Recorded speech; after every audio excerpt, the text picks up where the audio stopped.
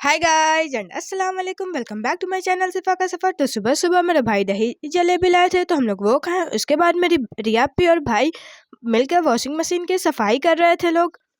फिर हम लोग रेडी हो गए मार्केट जाने के लिए, क्योंकि कल मेरी रिया पे जा रही है तो उनको कुछ सामान लेना था।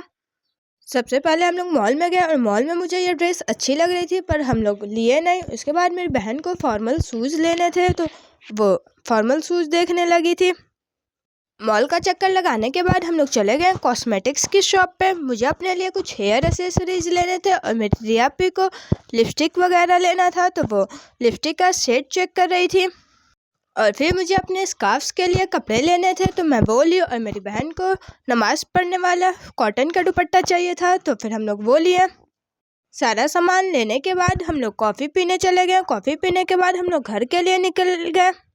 घर आने के बाद थोड़ी देर रेस्ट कर रहे लोग। उसके बाद मेरी रिया पे गाजर का हलवा बनाने लगी थी और साथ में मैं यहाँ पे मायरा का स्नैप बना रही थी। गाजर का हलवा पकाते हुए बहुत लेट हो गया था, इसलिए मेरी रिया भी थक गई थी। और फिर हम लोग खाना खाए। खाना खाने के बाद हम लोग सो गए और उनकी पैकिंग भी नहीं हो पाई। नेक्स्ट डे सुबह वो अपना पैकिंग कर रही थी पर बहुत ज़्यादा हड़बड़ी हो गई थी, इसलिए मुझे वीडियो बनाने के लिए मना कर दी थी।